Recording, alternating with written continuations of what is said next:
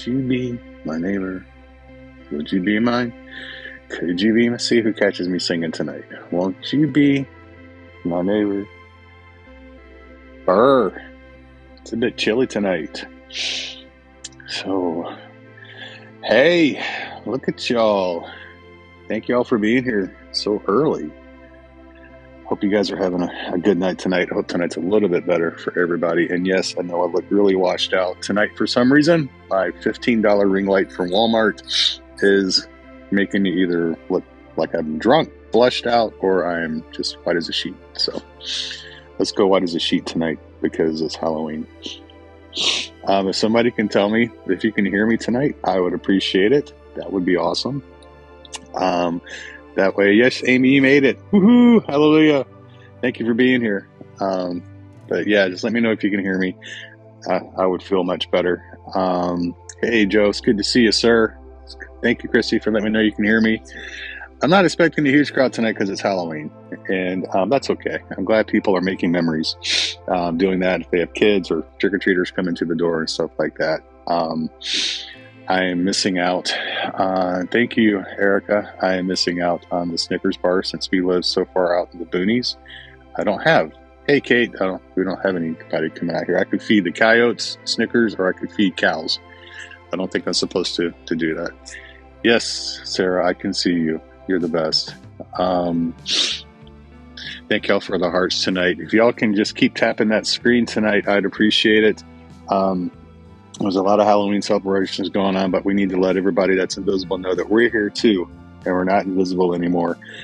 And damn it, we may not change the world, but people are going to know we're here and we're alive, you know? So that's good. Well, thank you for the compliment, Amy. I appreciate it. Hey, Edvo, I hope you're feeling better. That looks good. I tell you, TikTok is going crazy filtering comments. Kate, your comment, I like your hat. It looks good. That was filtered. I had to approve that. I don't get that. First time, Debbie says, in 31 years not giving out candy. Did you buy any, though, for yourself? I hope you did. You know, everybody needs gifts. Everybody needs gifts. Let's see if Amy is around yet. Yes, she is. I can't give her grief like I give Amanda grief about always being late. So, I can. I just don't know if it'll work because Amy so far has been quasi on time. Hey, kiddo. Hey. How you doing? Oh, you doing all right tonight? Fantastic. Fucking pizza. Was that believable? Did you get me? Yeah, I got you. Yeah. And so you left your mask off, so we can kind of see right through it. Good job. So tonight's a little different, right?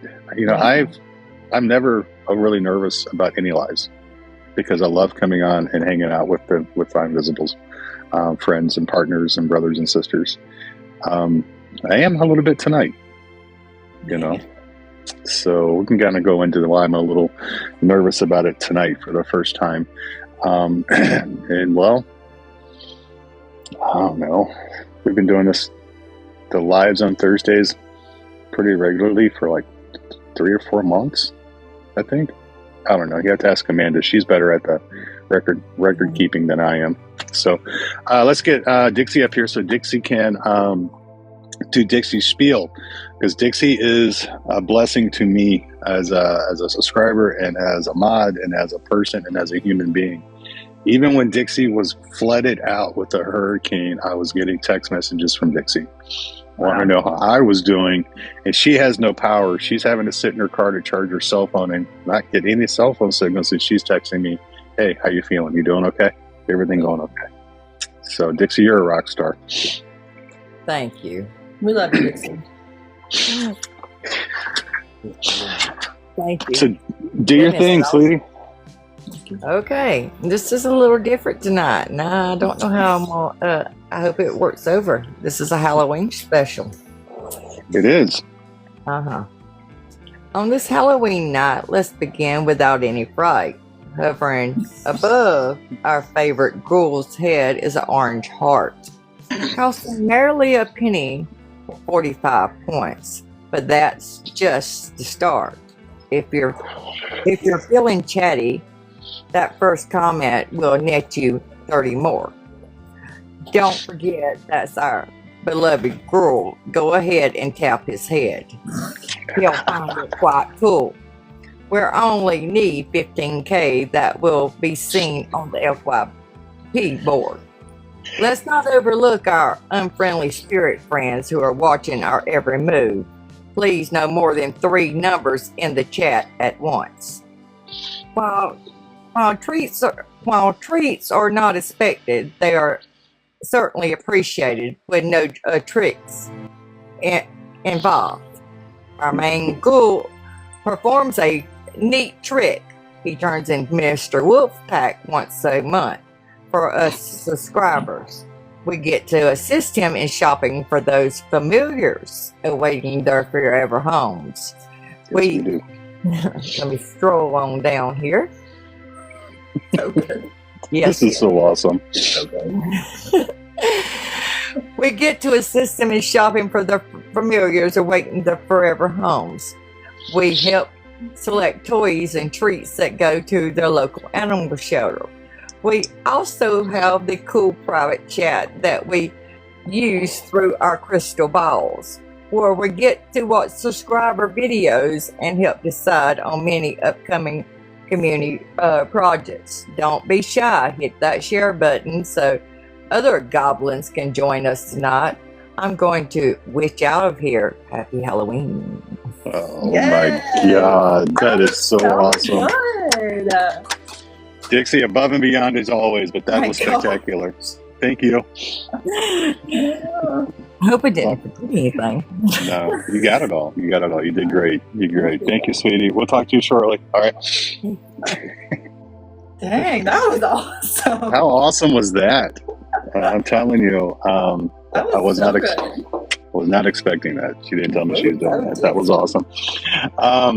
So a couple of things that I do, and this always loses viewers every time I do this. Live rules and regulations. Number 1, no politics. Yes, we have an election coming up. Yes, we have. That's important to everybody, but we don't do politics here because there's 10 gazillion other places on TikTok to talk politics. And we want to keep it focused on the Invisibles and the community that we love and support and care about so much. So let's do that. Number 2, no drama llamas, please. Only llama that's allowed is the one that comes on the screen if you throw it at me and it kind of does this little dance thing. That's it. Again, there's just a ton of drama in the world and on TikTok as well. Let's not drag it into a place that's safe for everybody. Let's focus on loving each other, caring about each other, and learning from each other so maybe we can be a little bit more successful. Dixie mentioned subs. Yes, we went shopping last Saturday, and I'm going to be taking those to go drop off $223 worth of dog and cat treats at the shelter tomorrow. I can't wait to see. It's going to be exciting. We're going to overfill the donation tub because everything that comes from subscribers that TikTok sends me and or gifts that TikTok sends me, if you throw a rose, you throw a dino, you throw whatever, all that goes to the shelter. Excuse me, for treats for the shelter cats and dogs. And we do a good job. We get like soft treats for older dogs and for puppies, and we get big treats for the big dogs, and we do the same for the kittens and the cats, so we try to do that too. So thank y'all for all to do that. I said earlier, I'm a little nervous. It's just crazy, right? Right. I think I was nervous the first 2 or 3 times I went live. That's been about it because I love our community so much. And it's been brought to my attention several times that I have never done a thank you for the ghost. I haven't shared my story yet on a Thursday night, Invisible No More. Yet I push people every single day, it seems like, to share their story. And I'm the biggest offender. This is episode, since we started counting, this is episode 14 or 15. And I haven't. That's since we started counting, right? Yeah. So I figured tonight we would do that. The main reason I haven't shared my story in the past, y'all, is to me invisible. Whatever you want to call this that people give me credit for being a part of, I just call it invisible. isn't about me. And I've never wanted it about me. People say I'm a founder of something, or I didn't. Invisible is everybody. It's the communities. It's not me. And that's one reason I haven't shared my stories, because I don't want it to be about me. And because it's not about me. It's about the wonderful people that have supported and loved and cared for me and been there for me. Mm-hmm. But people are like, you need to tell so people know that you are a card-carrying member of the community. So the only thing I left out is you are going to see me dipping to the side a little bit. I'm either going to be drinking Topo or 7-Up tonight, or getting some nicotine tonight, because I'm sure I'm going to be even more nervous as I go. I can still hear. Y'all can still He hear is our leader. You have to tell us his story. He may not be the founder, but he's a leader for sure. Oh, I'm something, that's for sure.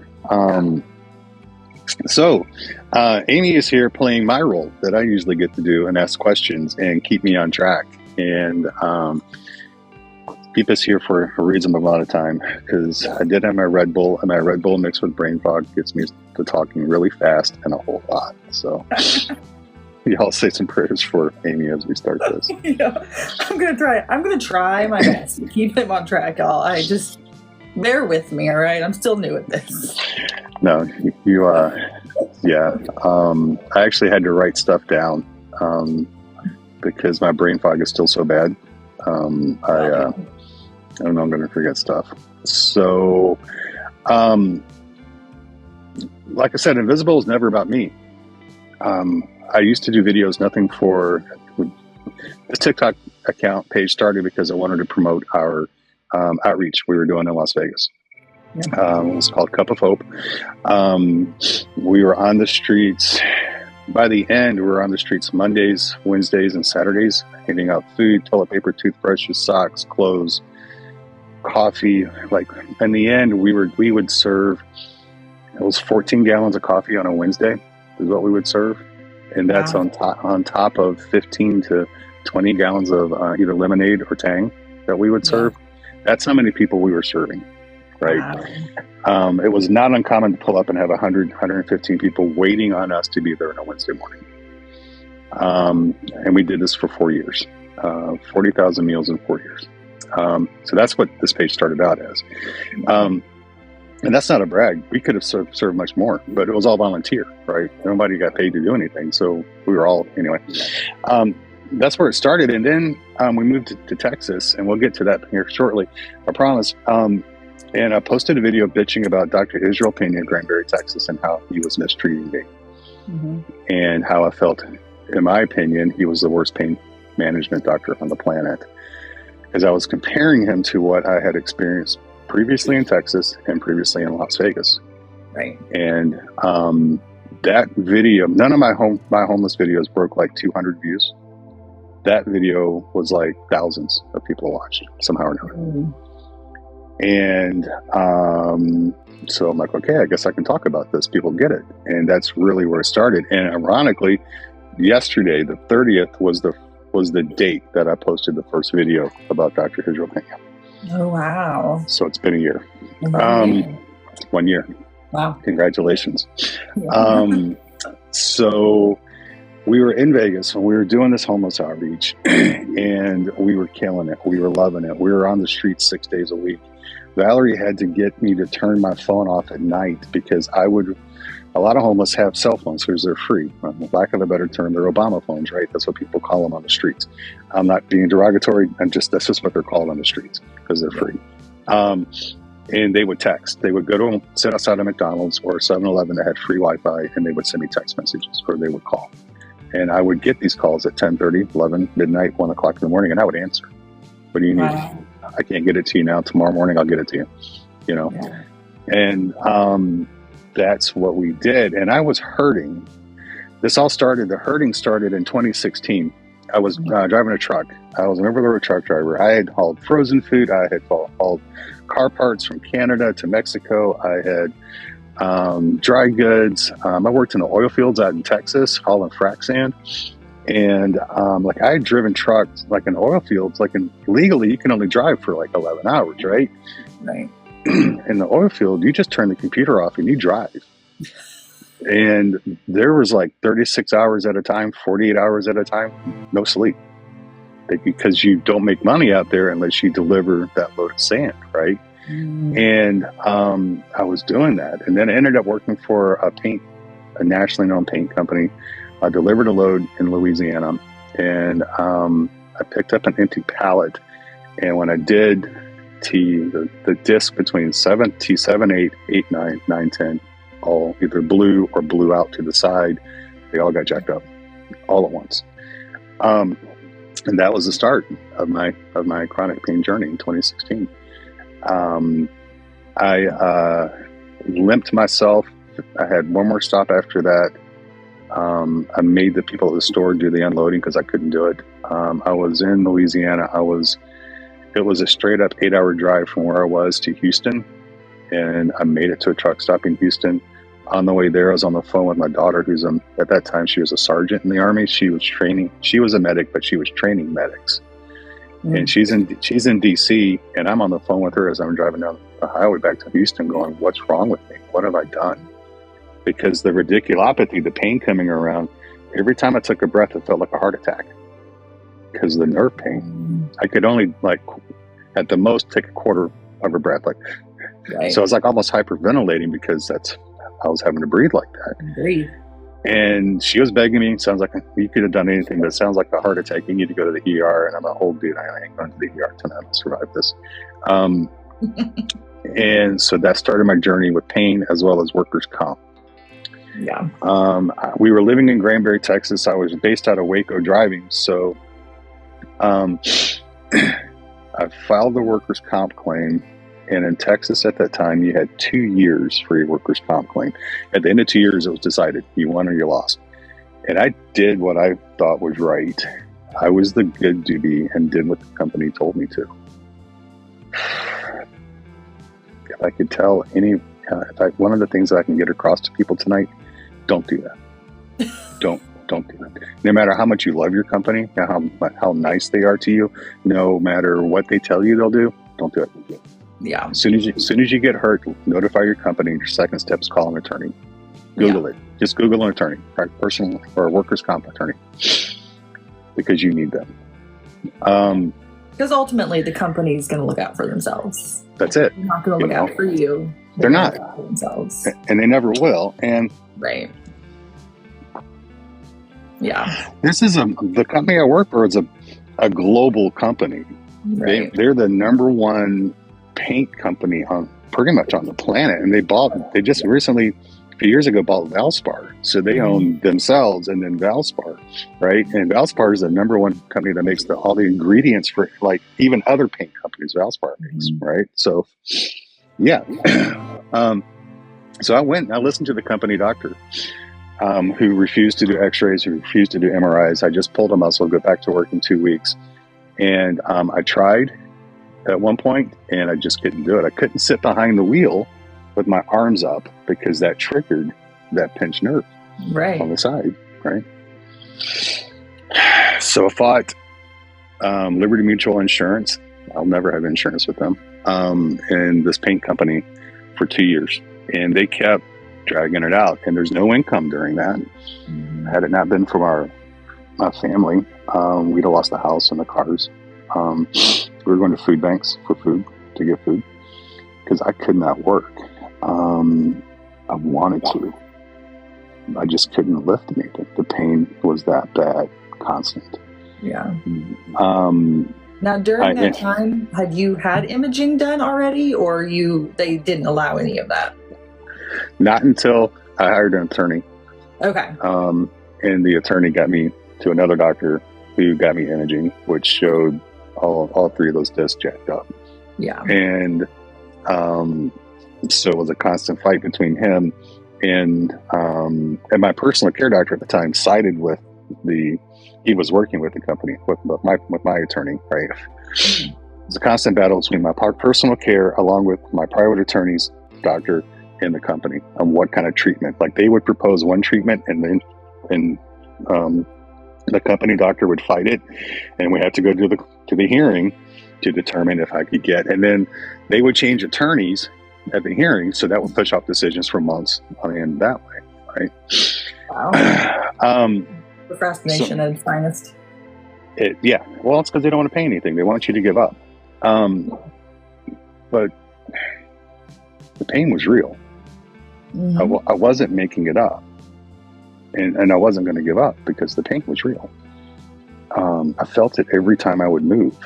And it's still there. It's still not. It'll never be fixed.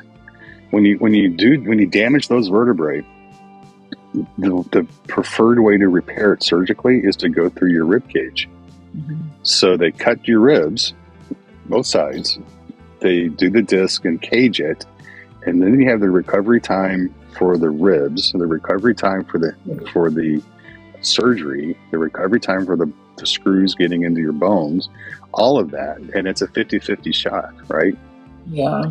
Insurance wouldn't cover it. I went to doctors in Dallas, Fort Worth, and offered to pay cash, like hundreds of thousands of dollars cash up front, and they wouldn't do it because they said it wasn't worth the 50-50 shot.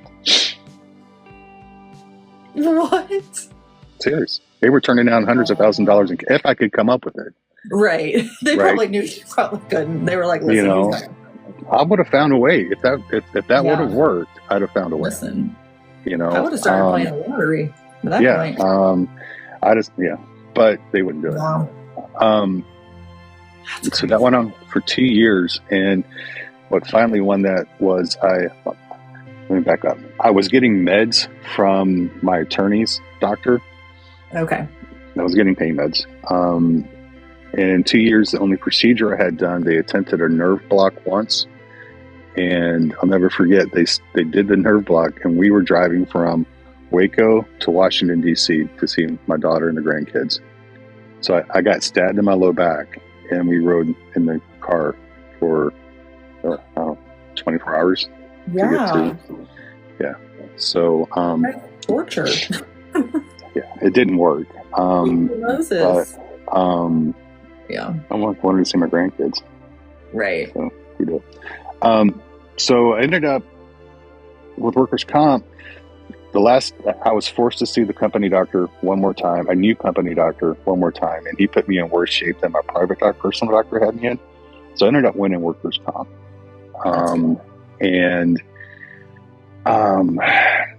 So it was right after that we felt called to go to Vegas.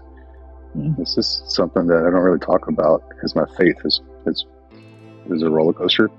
We moved to Vegas to help plant a church. Everybody's is. Thanks. You're not alone in that. It was us and 2 other families were going to go start a new church in Las Vegas. Wow. And I had financial backing from the current church here in Texas. There's a division of Southern Baptists. I forget the name of it now. It's their church planting team. They were giving money. Other churches were giving money. And we got out there 6 months before anybody else did. And we started just working with homeless. And that's what we ended up focusing on and leaving the church planting because a whole bunch of church stuff happened. I still consider myself a Christian, but I'm not anyway. So we started doing the homeless stuff. And I got hooked up with magnificent paying doctors out there who had me on the right meds. They didn't argue with my meds when I asked for one increase in 4 years. They didn't argue with me. They did not push nerve stimulators. They did not push pain pumps. They didn't test for weed, right? Because in Clark County, Las Vegas, weed's legal. So I was going to say, is it legal there? Yeah, so they didn't test for it. But what we did was they were so good, we developed a really good working relationship. So when they offered nerve ablation for the thoracic, I said, sure, because I trusted them, right? Yeah. And sure as shit, it took them 3 times, but they got all 3 spots. The disc at 7, 8, 9, 10, they got all 3. And that's been over 2 years ago, and it's still working, which is extremely rare. Usually after about 6 months to a year, those nerves grow back together. Yeah. And mine are starting to, but they're not nearly as bad as they were. So they did a really good job. That's amazing. But I was eating 7.5 Percocets 4 times a day, On Wednesdays, we start our day at 5:30 in the morning cooking. We'd be on the streets by 9. We would serve 100 and some odd people until about 10:30, 11. We would go home, unload the van and everything, and then let everything sit for a few hours, and then we have to wash all the dishes that we got dirty, right? And then get ready to do that on Saturday.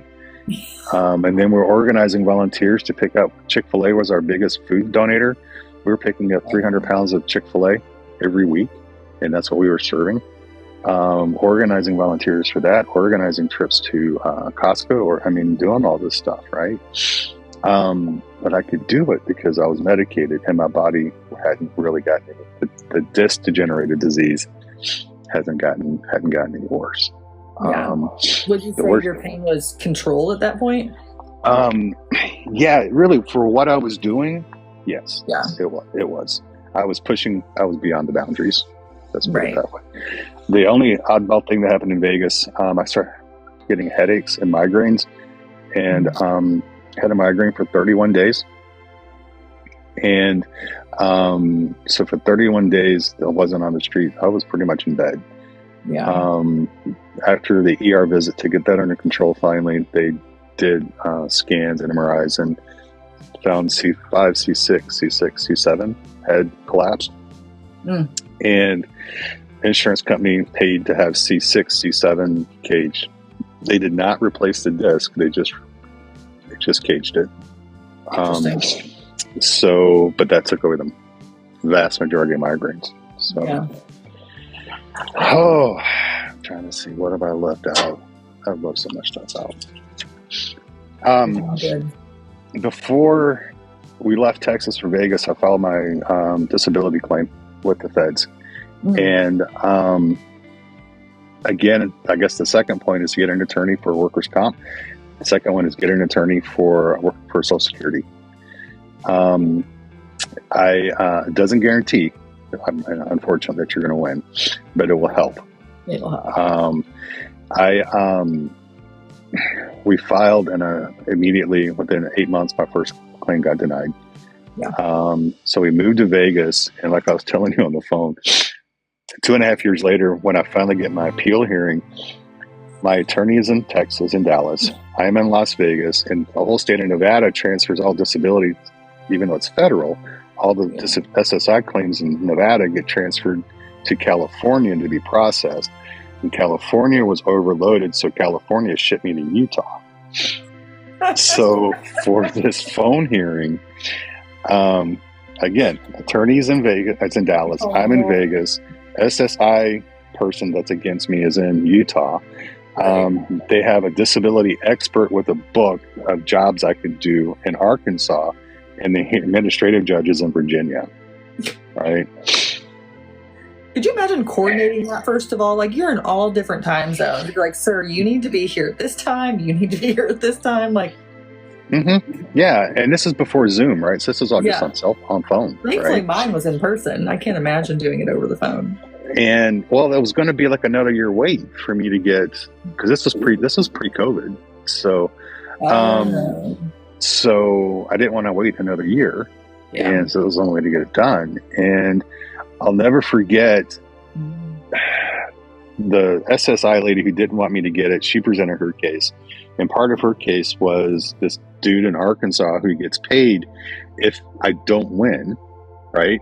So he's coming up with hundreds of jobs I can do with my disability, and I am motherfucking him left and right with the judge there, and I am going off. And if you see my videos, I'm not really guarded, right? And I'll never forget the judge, Mr. Johnson, you need to be quiet and let your attorney handle this. Fuck you. No, this is bullshit. How can I be on a factory line with Percocet pouring through my system and get my fingers cut off? You think they're going to hire me for this job? And finally my attorney's like, Keith, shut up. And I put my phone on mute to keep my mouth shut. And this little nerd in Arkansas was still going. And finally, the nerd finished, and the judge said to my attorney, "Do you have anything to say in rebuttal to this?" And my attorney This guy was like, he was like 30, not even 35, right? Yeah. And I'm in my late 40s, early 50s, and I'm thinking this young whippersnapper doesn't know his shit from it's because I'm getting my ass kicked in this meeting, right? Yeah. And he goes, the question I have for so-and-so is, what jobs did he just list that my client who is restricted to lifting 8 pounds? What jobs can he do? And the freaking weirdo in Arkansas, that's a joke. Nobody can have that restriction. And he actually said, there are no jobs he can do. And my attorney said, Judge, I point you to our exhibit 72A/9210 or whatever. He goes, that's the last company doctor's opinion of Mr. Johnson before he won his workers' comp case. That's what they limited to. The company limited him to 8 pounds. And the judge is like, wow. And Arkansas guy's like shitting his pants because he's realized he's not going to make any money. The lady in Utah is like she's unbelievable, can't believe it. And like 2 months later, got a letter in the mail. I didn't win 100%. They took a year away from me, but I got paid for the back time. Yeah. And they said I could take a year and a half and settle, or go back and appeal again to try to get that previous year. Yeah. And I'm like, if I settled it, I got my Medicare, right? I got insurance. And then I would get the 1.5 year back pay, and I would start getting money. And at that point, we were still so broke, we needed whatever we could get. Right. You may have just said this, but how long after your hearing did you find out that you were approved? 3 to 6 months. Oh, really? Yeah. Okay. Yeah. But I can't say that's because of Virginia's history or Texas's history or Utah's history or California. Different coordinates do it different times. Time frames. Yeah, I don't know if I could have waited that long. I'm too impatient.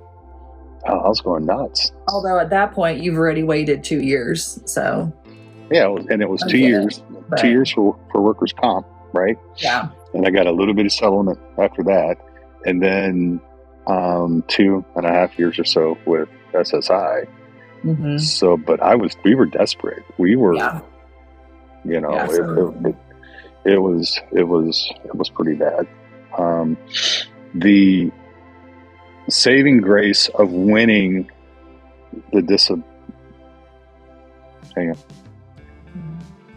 The saving grace of winning the workers' comp is the paint company was on the hook for my insurance. Because they couldn't terminate me because they didn't have a job I could do. Yeah. So I couldn't work, but they covered my insurance. So I didn't have to pay COBRA or anything for that entire time, right? And if I hadn't won disability, the paint company would still be on the hook paying my insurance for me. Yeah. Wow. So, so that's that. And I'm talking way too much. It's only been 30 minutes. So we win that, and we still stay on the streets in Vegas. But health-wise and other things were happening that I could not do what we were doing in Vegas anymore. I just couldn't. I could not keep up. Even with the meds, even with the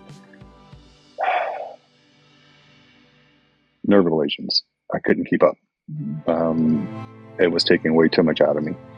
And so we decided that we would turn it over to another group to run, and we would come back to Texas. Plus, I'd lost my dad had just passed away, and he was a supporter of us. So we're losing that kind of support and moral support, and his love, and to keep us going. Right. And so we just said, you know what, this is perfect timing. We're going back to Texas. And I knew the problem coming back to Texas is I would lose my pain management. And that's how we tie into the very first video a year ago yesterday was Dr. Pena. Mm-hmm. And if anybody saw my video earlier today, I found out yesterday that Dr. Pena has closed his office and has disappeared and ghosted. Valerie pulled up Facebook, because I'm not on Facebook anymore, and was showing me a big discussion thread about it and saying, Some people had gotten calls that their appointment was being canceled. Other people showed up and the doors were locked and just said we were closed. Wow. Empty waiting room and everything like that. People on the that were leaving messages were like, I just talked to them last week about I have an appointment this week to get my pain pump refilled, and somebody else says he just put my pain pump in. I was supposed to go in for adjustments. What do I do? Who do I? And there's all these patients are just left up to drift. Wow. And some of these patients are like, he's the best thing since sliced bread. He's awesome. And I'm thinking in my head, when I'm reading this comment, if he's so awesome, why did he just shit on you and just walk away? Right. He could have given you the courtesy of saying, hey, we're unexpectedly closing, but here's somebody you can go to, or here's an option. He just left them high and dry. Like, patient abandonment at its finest is right there. Yeah. Crazy. And so that to me really sums up what he was. I'd gone from this loving, great care in Las Vegas to my insurance company giving me him. Because in Granbury, there's only 2 doctors. One I couldn't get into, and then Dr. Pena.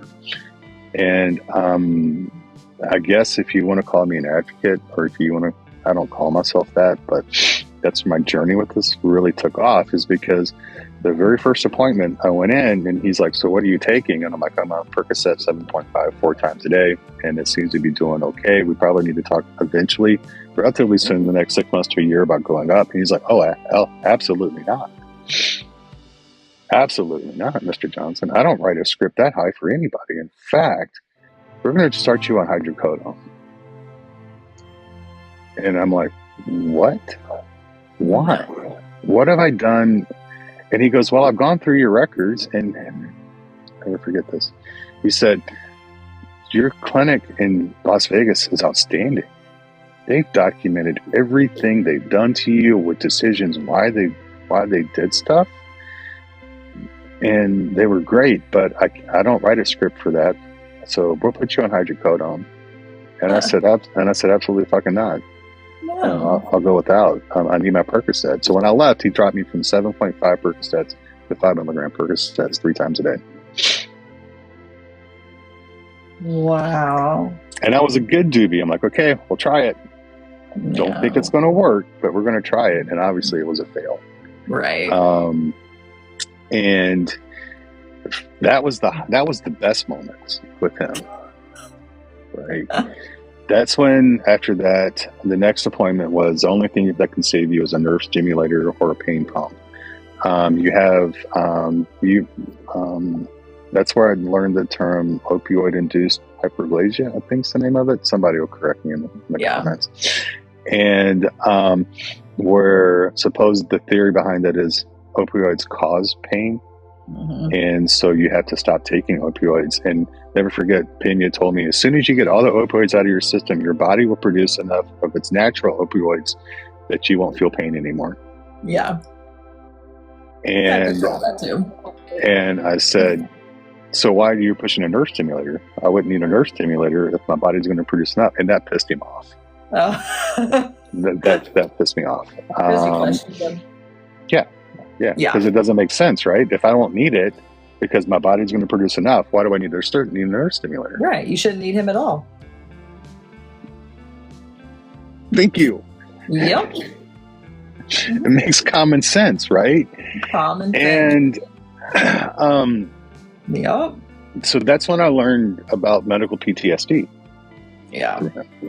That's when I learned to fear going to hang on, we just got restricted. Unbelievable. Hang on a second. We were discussing drugs, and that's why. So because you said the name of the drug? Maybe. I don't know. Yeah. Oh, yeah. Implants are like, the doctor that I'm going to now, that was like the thing that he pushed the most when I started. He said he wasn't going to push injections with me, but that if I wanted the new and the best and the brightest thing, I should get a spinal cord stimulator. Mhm. And I'm like, it's just all about money. The implants and the procedures, it's just all money. I 100% agree. Now, I don't want to say that if somebody that's here Yeah. wants to get a nerve stimulator or they have it and it works, I am thrilled for you. Yeah. And I want you to understand that I am not against them for people when they work or when they're called for. Mhm. I am against them when they're forced Yeah. without or when that's the only option. Or when that's the only option offered to you, given to Yeah. you. Yeah. So I kept seeing him because I didn't have any other choice. I didn't feel I had any other choice. But things kept getting worse. You know, he was forcing me to pick up psych meds. So I could, in order for me to get the little bit of pain medication he was giving me, he would call the pharmacy. Thank you for the hat, Kimberly. He would verify with the pharmacy that I picked up my Prozac script before he would release the pain med script. So my septic tank out here has enough Prozac in it, you know.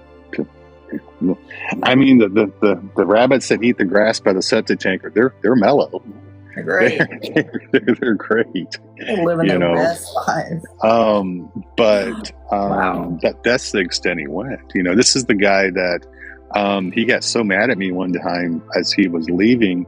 He opened the door. He's like, the next time you're here, I'm going to diagnose you with fibromyalgia because we don't give fibromyalgia patients opioid pills.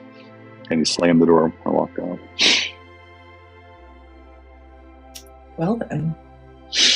Yeah. So I had two choices. Well, let me back up. Posting these videos about him led me to this community. Yeah. And introduced me to a lot of really great people. And there was a gentleman who we've lost. God, I'm missing. Clayton. Just an angel. Just an angel. Former physician's assistant. He lived with terrible chronic pain. He couldn't get the adequate treatment. And so we've lost him. Went to his funeral 6 months maybe. God, what an incredible person. But he led me to not only a new pain doctor, but a new PCP. And it was through him that I found the current primary care doctor I'm seeing and the current pain doctor I'm seeing. Yeah. But before I get done with Dr. Pena, Israel Pena, in my opinion, the worst pain doctor that's ever practiced in Granbury, Texas. This is why I harp on people. Please, please, please get your medical records. Yeah. Get your medical records. For a year, he told me he was diagnosing me with that opioid-induced hyperplasia, right? That opioids were making my pain worse. He never had the balls. He never had the balls to put it in my records because Which he is knew. shocking considering the type of person he is. Because he knew that if I'd gone to a different doc, they would have seen that and go, "What the fuck is he thinking?" Yeah. And they would have asked me about it. What did he do to test you for this? Or how did you guys determine? And I could tell him, not a damn thing. He wouldn't do it. No. You know, I mean, this is the doctor that had me on, what was it, 2.5 milligrams of methadone a day and told me that was a deadly dose, that I could die by taking so much of it. Right? So, yeah. But also, if that was a deadly dose, why would you be prescribing it? So you're contradicting yourself.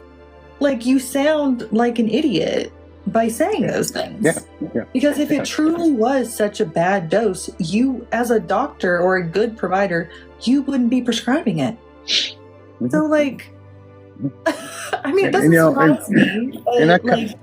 I come to find out that the 7.5 Percocet 4 times a day was actually a higher dose, a higher MME dose, morphine equivalent, right? And Pena gave me enough to keep me out of the hospital.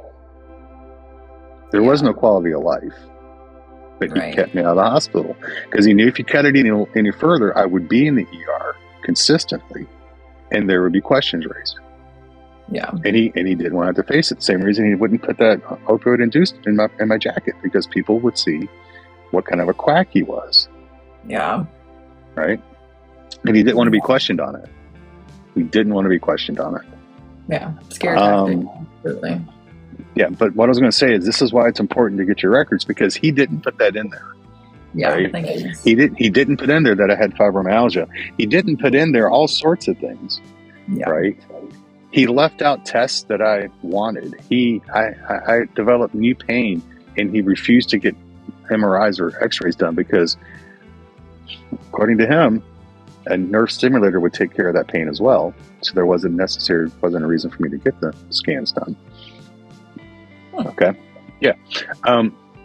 So he wouldn't write down new pain. He wouldn't write down new situations, because the answer was, and if I went to somebody else and it's like, well, what did he do for this pain here? Well, I would tell him. He told me the only answer is a nerve stimulator.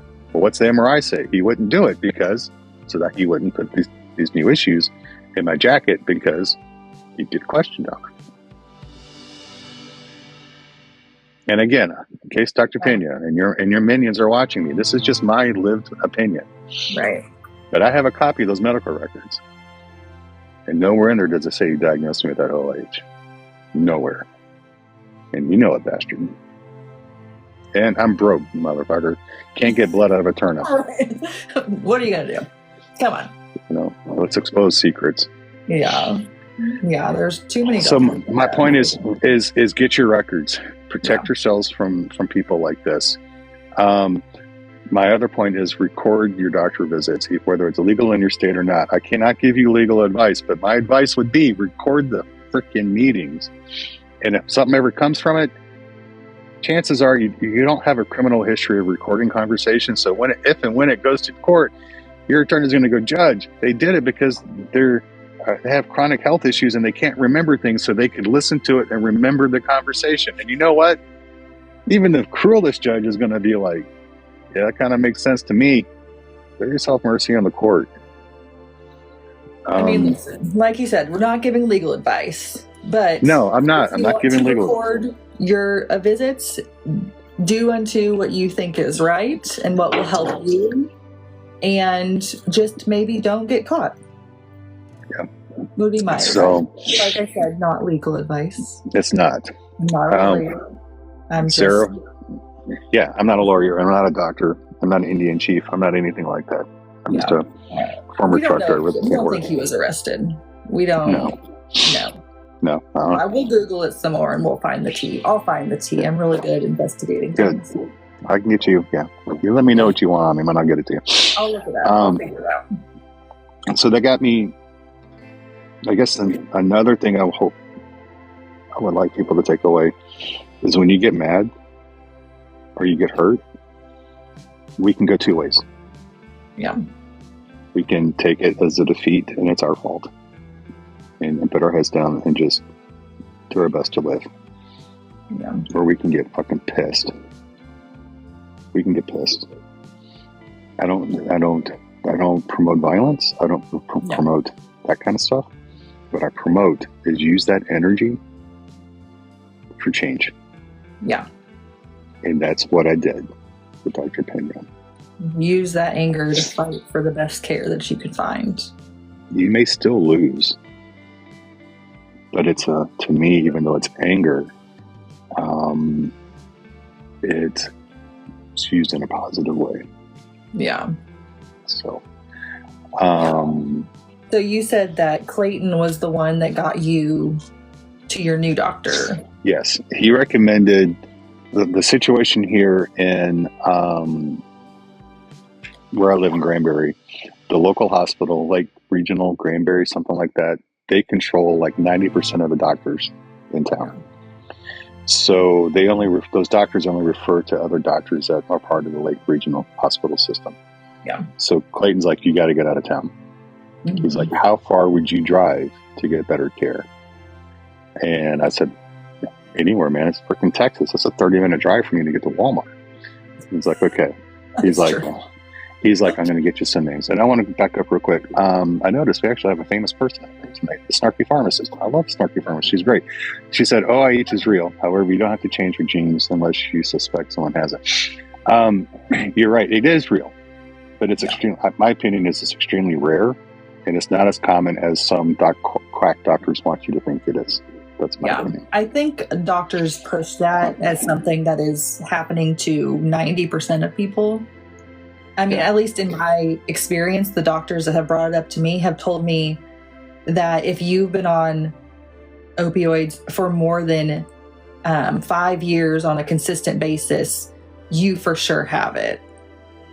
And I was like, well, I don't think I do. Like, I don't. And I looked in the research and they were just like, no, you, like, if you've been on opioids for this long, like, you for sure have it. Like, you can't not have it.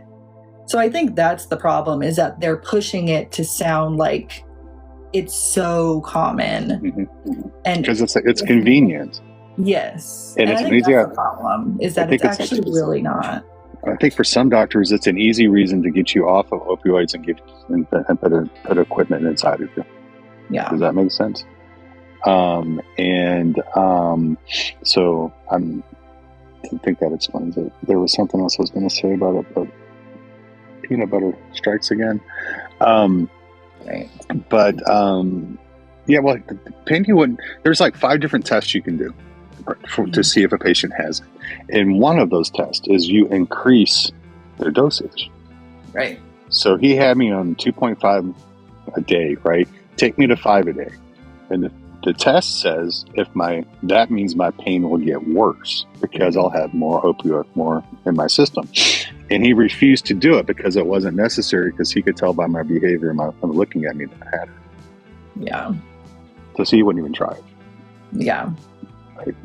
So, Sterling said peanut butter. Yeah, Sterling, that's what I call the brain fog I have right now. Our brain feels like it's swimming in peanut butter. That's a really good way to describe it, though, because it's hard to explain what brain fog feels like to people who don't have it. But I told that to my husband the other day. I was like, yeah, Keith explained it like peanut butter. And my husband goes, oh, well, I get that. And I'm like, well, I've been trying to explain brain fog to you for years.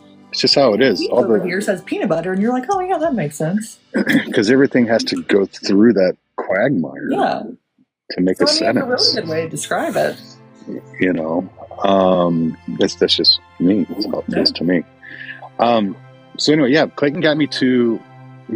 He gave me some names of some doctors, and they were covered by I verified they're covered by my insurance. They are 2 hours away each way, and it sucks. Yeah, that is a long trip. Yeah. But I have a much better PCP now. He started referring me. I told him I needed a new pain doc. I didn't tell Pena I'd fired him, but I was wanting to go interview pain docs. And love him or hate him, Dr. Mike wrote a book, and he talks about when you see these guys for the first time, this is not your new doctor. You are interviewing these doctors, right? And that is exactly the approach I took.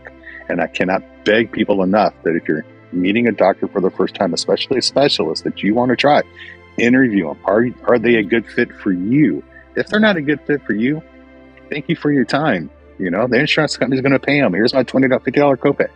Thank you for your time. Okay. It works for you. That's it. And so I did. I interviewed some, and some of them, one of them was worse than Dr. Pena. And I'm like, what? I didn't think that was possible. You know, I think they're brothers by a different mother and father, you know, because you walk in and there's nothing but nurse stimulator pictures on the wall and propaganda on the wall. He had propagandas for certain flavors of SSI joint injections, you know, and that's, you know, he didn't have pain interventionists not stitched on his scrubs, but you know, they're ordered. His scrubs are ordered to say it. That's what the new scrubs will say when he rebrands himself. So that was a bad one. But that led me to what I originally described as my unicorn. At times I feel he's still my unicorn. Yeah. At times I don't. But I'm going to say he is. We had one really shitty appointment. But I wrote it off as just him having a bad day. and I was stressed and he was stressed and we didn't. But we ended up, it was a kind of quasi victory by the time I left. So I guess what made him the unicorn is he listened to me. Mm-hmm. He, to what I said, to my opinions. They put me through all sorts of tests with a physical test with a chiropractor. And then my new doc came in and he talked to me for like a half hour, 40 minutes. What procedures had I done? What had worked? What meds worked for me? What was I currently on? What did I feel about the new meds? Why wasn't I interested in a nerve stimulator? Mm-hmm. Would I be willing to try X, Y, and Z? I mean, he asked good questions and he listened to me. That's the key. And the second part about interviewing these doctors, though, if they offer you meds, if you don't feel right with them, don't take them. Don't take the script. Yeah. As bad as you need the meds, if you don't feel right, because once you take that script, you're locked into them for a time frame. Mm-hmm. But this doctor, my unicorn, offered me a script. He asked me, "Do you need refills before I leave?" And I'm like, "Well, yeah, I kind of do." I go, "But that brings up a whole other ball of wax." He's got me on methadone and on and on and on. He's like, "Well," I go, "It's not working." He's like, "Well, what worked?" And I said, "Well, the last thing that worked for me was years ago was 725 perks, 4 times a day." Mm-hmm. He's like, "Right, I'll send that over if you want me to." And from that point on, that's 5 months ago I've been with him. That's awesome. So, and I developed think that can be a unicorn doctor, is just a doctor that listens to you. Yeah. You know, the unicorn doctor doesn't have to be somebody that magically cures your pain or does all these things. Like, a unicorn doctor can be somebody who just listens to you and tries to figure out what's going on and tries to help you. I think that's it, right? You know, it's just understanding. It's the acknowledgement that you're hurt and that you're in pain and that you have valid questions and valid fears as a chronic pain patient. Mm-hmm. I mean, I've developed new pain since I've known him. The pain that's in the top of my thighs, that's probably L2, L3, around in there, that's causing this pain in the top of my thighs. The neuropathy in the bottom of my feet. Yeah. He did an EMG, that nerve conductivity test. Yeah. He got to my right foot, and I swear people in Oklahoma heard me screaming because it was that bad. He didn't even do my left foot because he's like, "I'm not even going to touch it, because if you're telling me your left foot's like your right, you don't need to." He's like, you have severe nerve damage going on down there. And but you know that when he did that, he took the time. I asked him, "This computer that you're using, what is this telling you? These noises and telling you and everything." Mm-hmm. And he actually stuck his head out the window at the door and yelled at his assistant. He's like, "Hey, if I start getting stacked up, let me know, but this is going to take some time." And he shut the door. He's like, "Okay, let's go into it. This type of sound means this. Wow. This type of sound means this. Your reaction here tells me this." And he spent all that time explaining it. Wow. So that's awesome. Developed the pain in my thighs, and then 2 months ago started getting these headaches. Yeah. And described as a combination cluster migraine because it was here in the mornings and then dropped to a 5, maintain it, and then 9-10 at night. Mm-hmm. And so it and that was for weeks. And so we tried different migraine meds, and first 2 really didn't have any impact on me. And so he sent me for a CT scan that shows white brain matter going on in the back of my head. And he put me on a different migraine med, and I can't think of the name of it right now. And that definitely works and kills it's come closer to killing the migraines than anything else I've tried. And Maxalt or something like that. Mm-hmm. So then we had the MRI done. Yeah. And MRI came back with no lesions, no signs of strokes, no signs of anything. And he has me down. I wrote it down. I'm not sure if I'm going to be able to. Pseudotumor cerebri, I think's what it is. Probably. Yeah, which is my brain is not absorbing the fluid that's up there. Mhm. And so it's pooling in my head when I'm laying down. And so when I get up in the mornings, it's always slowly, like an hour or so, I get better. And he said Yeah. that's just simply because of gravity pulling it out of my head. So he's starting diuretic tomorrow. Oh, We'll good. see what happens. Brain fog. This peanut butter brain fog. Before I go any further, I'm almost You're done. doing really well. The peanut butter brain fog. What's the worst part about that is What? about brain fog. Brain fog, like I have right now, is as invisible patients, we are really good about wearing one of 10,000 masks. Right? Mhm. We can hide that shit. We can hide the pain. We can disassociate and put the pain aside. Yeah. But when you ask someone who's close to you or your spouse, hey, do I seem a little spacey? I think I'm dealing with this brain fog. And they start citing examples Mhm. of times where they noticed it. Mhm. Yeah. That's a hurt. That's when you're like, oh shit, I thought I was hiding it really well. And it's so bad that I can't even hide it from you. Or, it's that bad that the mask ain't even masking. Yeah. I mean, there are times that I told her about what's going on, like the hamburger story that I did in that video, right? Where I'm at Brahms, I'm having a delicious hamburger and fries, and I remember looking at the hamburger, and I hear in my brain, use two hands to pick up your hamburger. Mhm. And it wasn't my voice. It wasn't my voice. It was a voice I never heard before, but I heard it. And it's when you hear somebody that knows you Mhm. say, yeah, I've noticed this. I've seen us just having a conversation about non-important things, and you pause Mhm. for a while, and she's like, I can see the look in your eyes that you're searching for a word, Mhm. and it takes you a while to get it out.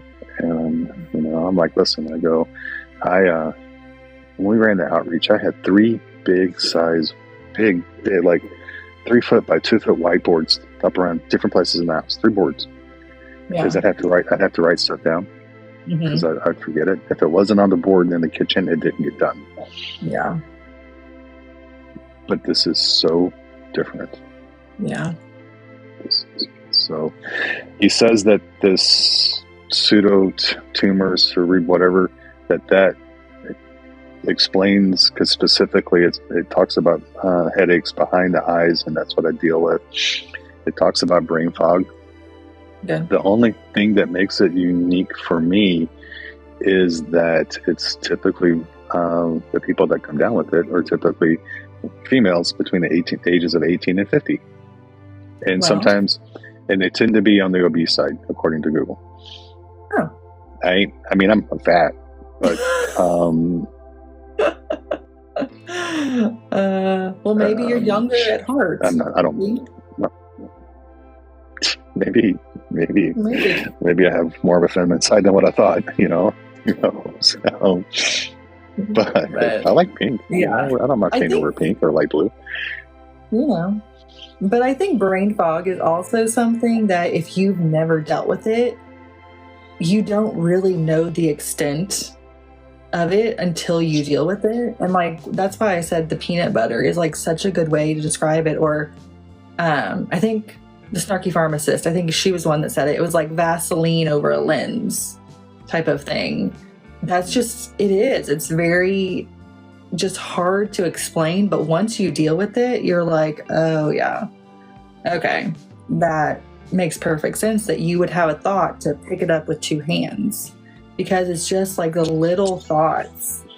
And days when my brain fog gets really bad, I won't drive anywhere because I know that my reaction time and my thinking time are not the best. So if I have something planned that day and my brain fog is bad, I'm like, well, not doing that today because I don't trust myself. Oh yeah. I've got in a big truck, across the country, like 700,000 miles behind the wheel. Okay. Yeah. To me, driving is muscle memory to me now. Like every 3 seconds, my eyes are checking the mirrors on the side. Every 2 seconds, how far is the car in front of me? What's the distance in front of me? Who's behind me? What's beside me? All this stuff, right? Because at 700,000 miles, you get into this rhythm. Yeah. But what scared me as part of this, also with this pseudo stuff, is vertigo. Yes. And I'd never had that before. And the time that when it kicked into me was one of the scariest times of my life. I had like an image just spinning in front of my eyes when I would open my eyes. I was sitting in the chair, felt like I was going to fall over.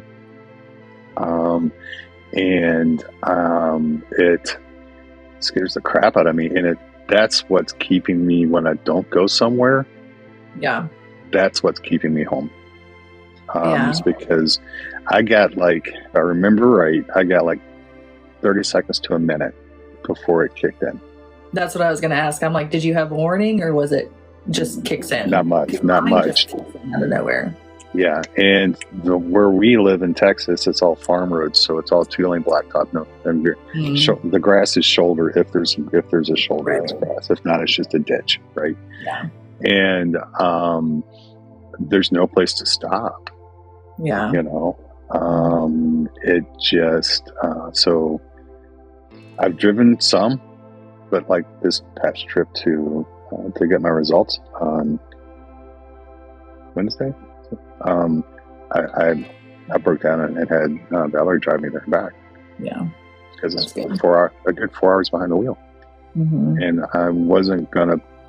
She put it into me. She said, it's not just you not coming home. What happens if you Right. take somebody else out? Yeah.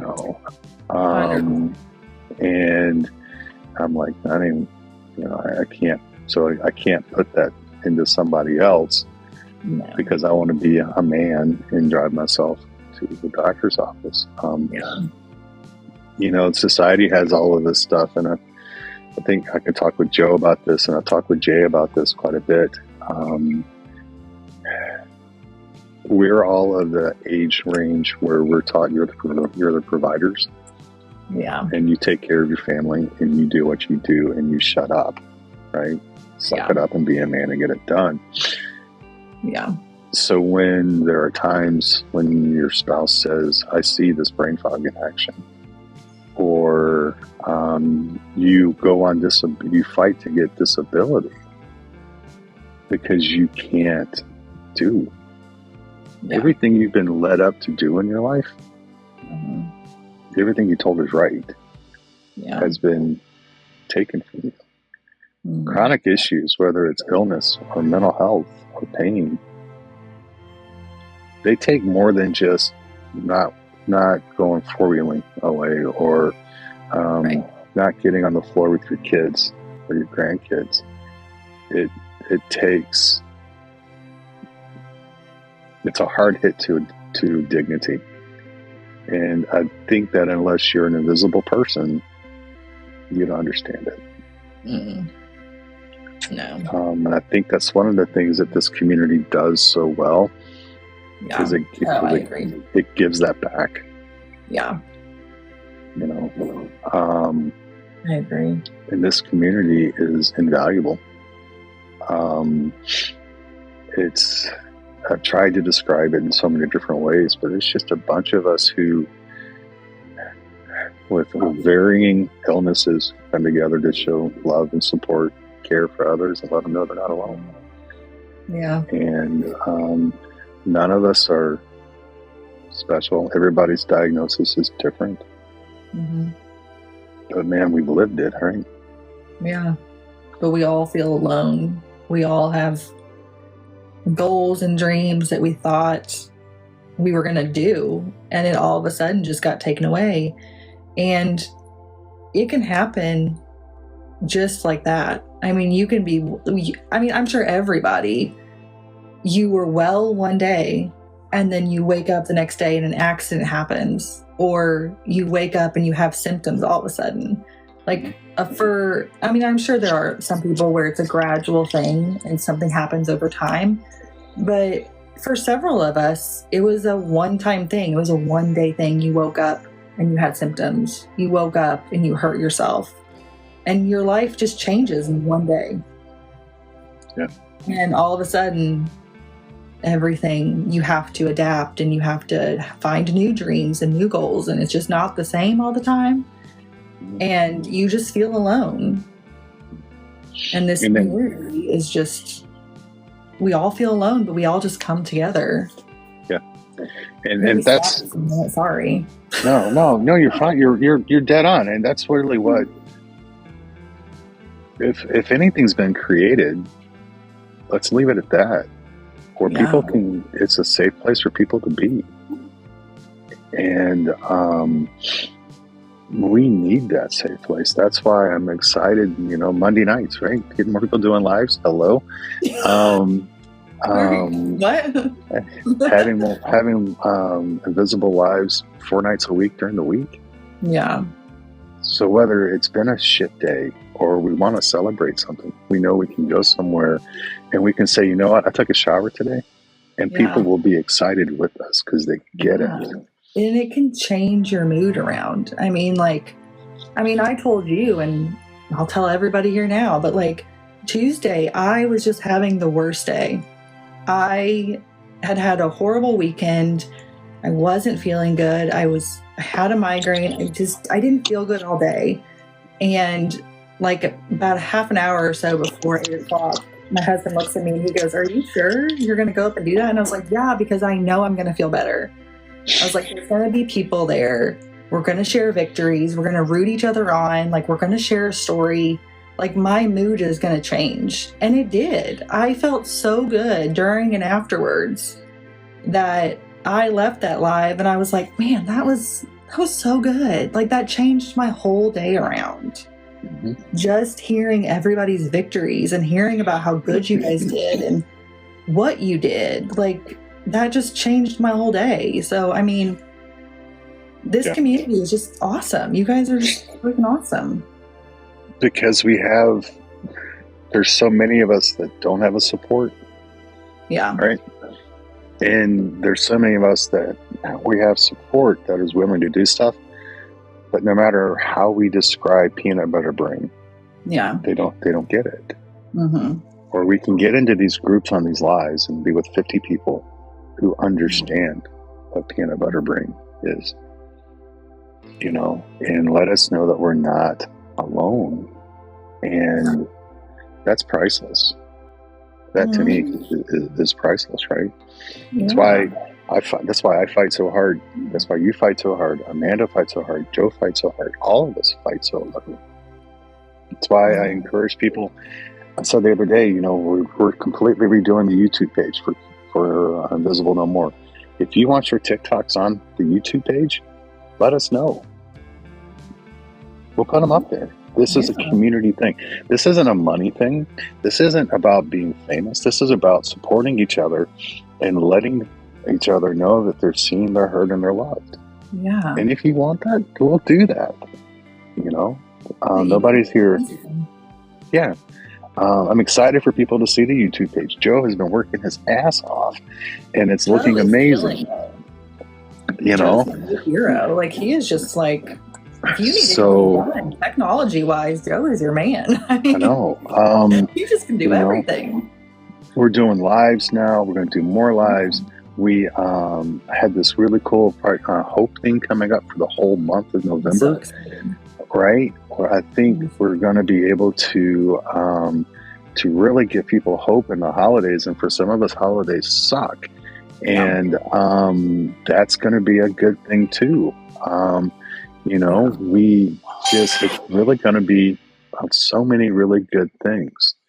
And, but you're not alone.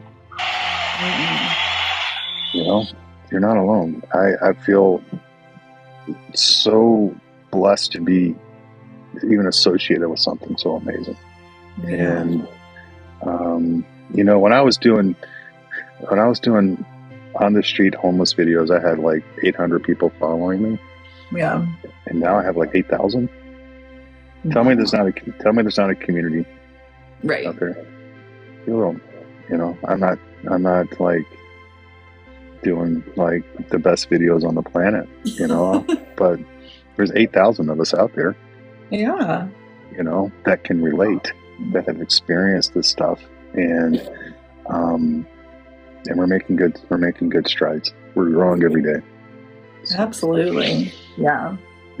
So The family we're building. I mean, it's just, and friendships and all the connections. things, connections. Like I posted a video a while back about how I'm newly diagnosed with POTS, all the things. And I cannot for the life of me find a provider that knows anything about it or will treat me. And I've been on the wait list. There's a dysautonomia clinic at Vanderbilt. I've been on the wait list to get an appointment since September of last year. I'm nowhere. Last time I called 3 weeks ago maybe, and the lady kind of laughed. I said, "Do you have any idea when, like, how close am I to the top of the wait list?" And she goes, "Ma'am, I can't tell you that." And I said, "Well, do you know how long? Like, it's been a little over a year." She was like, "Honey, I have no idea. I can't even tell you." So I don't really have much hope in getting in there.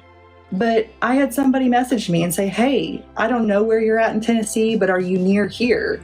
Because I have a doctor that has POTS and is great at diagnosing stuff. And it's in the town that I'm in." Really? Yes. And so I messaged her back so quick. I was like, "That's where I live. Who is this person?" And she sent me the information, and I'm on a wait list, but they're going to call me in November to schedule for the beginning of the year. They did tell me that much. But I'm just like, the connections, like I would have never known about this because it's a brand new clinic here in our town that's only been open for 6 months or so. And I had never heard of it. I didn't know, like, just the connections like that. I would have never known about this person had I not posted a video or had you guys support on here. And just things like that is just so invaluable and can be so helpful. And it's letting you know you're not fighting it alone. I posted this video about this new diagnosis, right? And I said, I don't know what this is, you know, but it makes sense to me. Yeah. There were like 6 people in the comments. Karen Edville, she was one of them, and others. Like one was, "My daughter has this," or "I've been fighting this for this long. If you have questions, let me know." And Karen Edville sent me this great message, you know, "Hey, I've been dealing with this for a really long time. This is the meds I'm on. If you have any questions, let me know." You know, and I thought, because when he's describing, he's like, "We started at the top with all these common illnesses," and he goes, "Then we got the CT scan, and then we got the MRI, and now we're down at the very bottom of like really one off the wall type crap with you, Keith. This is where we're at, but this is what I think really fits you because of XYZ. Yeah. That's why I went with it, right?" And then I posted, and then all these people were like, "I'm dealing with it, man." Yeah. And I'm like, holy crap. Right. I was surprised it came up in Google, and all these other people are dealing with it. And so now I have these resources I can reach out to on the days that I'm really struggling with these headaches, and pain, or these meds aren't working, or the meds are, I know who to reach out to. Yeah. But that's what y'all have built. Mm-hmm. That's what this community has come together and done. And it's just unbelievable. It is, it really is. It is because so cool. Getting a diagnosis, first of all, can be such a hard thing. I mean, I think, and don't quote me on this, but I feel like I saw somewhere recently that on average it takes 4 to 5 years to get diagnosed with something. And I mean, I was like, yeah, that kind of sounds about right. But it's like, if in that period we have this community that we can go to and say, "Hey, these are my symptoms. I don't know what I'm dealing with, but does anybody else have this?" And like, maybe you can narrow it down. Or if you have a diagnosis, doctor isn't being very helpful, like you could find people who have it and say, "This is what I do," or all the things. So it's like, you know, we talked about this on Tuesday about sharing your story and like how it can be daunting or, you know, nerve-wracking to share your story. But once you do, you're going to find so much support and everything. from other people in this community. Like, I guarantee you will find so much support. So, Yeah. you know, And- you were nervous, so don't be nervous. Well, I'm honest. You know, I tell people. I mean, listen, I get nervous when I'm on here and I'm not sharing anything really, but You know, so Brenda asked, "What is it called again, Keith?" It's, don't quote me, but I think it's pseudotumor cerebri, CERIBRI, something like that. and then And it has it an- was like intracranial hypertension. Is Thank another you. name for it? Yeah. Yep, that's it. Thank you. So something real close to that. So yeah, Well, just think of like hypertension, like you typically have like hypertension in your blood veins where it's like high pressure. It's just high pressure in your brain of cerebral fluid is just not draining the way it's supposed to. So it's just causing a lot of pressure in your brain. Advo has it in there. That it's pseudotumor cerebri. Yep, that's it. So so that's so yeah, that's what it is. It's like just built up pressure because my brain can't absorb it, and it's got to go somewhere, and it just pulls in. It makes a lot of sense because like with my back, I have to sleep on my left side. It's the only comfortable spot for me. But I've been waking up on my back, and the back of my head where the spine meets your skull kills me. Just kills me. And it's been like tender to touch. It's because that's where all the crap's pooling back there. Yeah. It kind of makes sense. So if that's not it, I don't know what the hell it is. But Have you tried like sleeping at an angle? Can you sleep at an angle with your back? Not really. Can I? Yeah. Will Do I you? want to? No. Yeah. Sleeping in the recliner is not a good thing for my back. Yeah. And if I prop pillows up, I'll end up on the bed anyway. So That's how I am. I have to lay on one side, and otherwise, my neck my- is not happy. my back isn't, my legs aren't, the rest of my body isn't. Yeah, I don't blame you. I'm It's the same bad. way. Well, I feel like I've kept everybody here really long tonight, and I apologize. Does anybody have any questions that you have for me? You can ask them now, or you can send me messages. I am terrible at responding to messages still. I work hard at it every day, but I am still really, really, really, really slow tonight on getting these messages done. So, I think anybody's think- going to fault you for not responding right away. so Yeah. that's it. What's going on in November is what? Amanda, I'm not going to answer that because you know. It's the month of hope. It's the month of hope. The month You of know. hope is what I'm calling it, at least. That's what I'm calling it too. You know, we're going to talk about victories, like we do victories every Tuesday night. We're going to ask people to do a video of nothing but victories for a day or for a week. What have you won this week?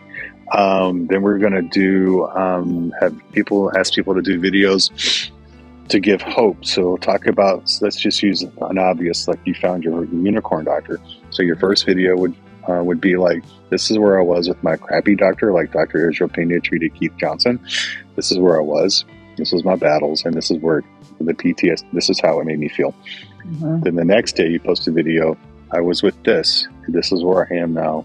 Please don't give up hope. If you have the ability to find a new doctor, please continue to do it, because this is what happened to me when I kept fighting. Yeah. So that's the hope. The people sharing victories, hopefully that'll bring people hope not to give up, because even taking showers is a victory for us at times. Absolutely. Don't give up. Keep fighting. You went from this doctor and you have this doctor, or you got this new treatment started that you fought for. Do that and share those for people so we can have a whole month of nothing but hope. And we're also going to tie it into Thanksgiving, right? Thanksgiving was supposed to be like being grateful for everything that we've got and where we are today. And even though a lot of people still have crappy doctors and they're fighting diseases or illnesses or mental health issues that are just unbearable, that we can maybe find some hope and some peace and some victories, and understand that we are getting victories at times. Maybe we just need to look a little closer at some of those no victories. matter how dark the day is, there's always something to be grateful for. Even if it's just, I woke up today. And that's something that I try and do every day. I try and make a grateful list, and that's something we're going to tie in at the end of the month is things we're thankful and grateful for. And I mean, I think that's so important with us chronically ill and in pain, because most of the days are kind of shit, to be honest with you. And finding those things we're grateful for and thankful for is so important to keep your mental health good. And so, in November, like you said, we're going to have every week different things to talk about so that everybody can get involved, and all the different ways to give hope to people and to show that you're thankful and grateful for things. And it's just going to be a month of like victories and celebrations, and something that every single person can participate in. Yep. Because I feel like our past couple projects have been real deep and not something that everybody could participate in because it was so hard. And I think this is just going to be like, it's going to blow up, but because everybody's going to be able to have something to share and something for us to root you guys on and to praise you for doing. And so it's just, I think it's going to blow up. Like, I think it's going to be amazing and perfect way to end the year. And we'll do something good for December, I'm sure, but I think it'll be great. I love this. Leslie says, coming out of a flare, that right there is a huge victory in itself. Yes. Able to work the last 2 days and see 8 clients. That's huge. That's huge. That's like huge. Just coming out of a flare by itself is huge. Like, that's such a wonderful thing. It is, and so it's a good thing. So I'm looking forward to November. I am really looking forward to November. So, all right. Well, since nobody had questions, thank you. I appreciate that. Because I don't know if I have any answers right now. Miss Amy, do you have anything? I'm about to get invaded by the dog. Hey, Bubba. You're about to get invaded by the peppers. Yeah. No, that's it. I was so thankful that you shared your story tonight. So thank you for sharing with all of us. You did a great job. I'm glad to. And remember, this invisible isn't me. This invisible is everybody in this room and all 8,000 people that follow and support and love each other. Just be there for people. Make the lives when you can. Tell people about the lives. Tell them about what's going on. There's nobody making money here. This is just love. The only financial thing that comes out of it is shelter animals get treats. And that's a pretty cool thing because they're forgotten too. They're invisible at times as well. So I want to say thank you all for sitting through this boring spiel of mine. But everybody, I hope you understand now why I feel I'm a card-carrying member of the invisible community. You guys know my love and my passion and my compassion, and I want to do whatever we can do to be successful and for y'all to be successful. So can you hear them? You hear them? Sorry about that. Thank you for being here. Thank you all for being here. And if you need something from me, message me. I will get eventually to everything. I promise. So you guys have a good night. Miss Amy, thank you for your time tonight. And we'll talk to you soon. Y'all be safe. See you. Love Peace. ya. Bye.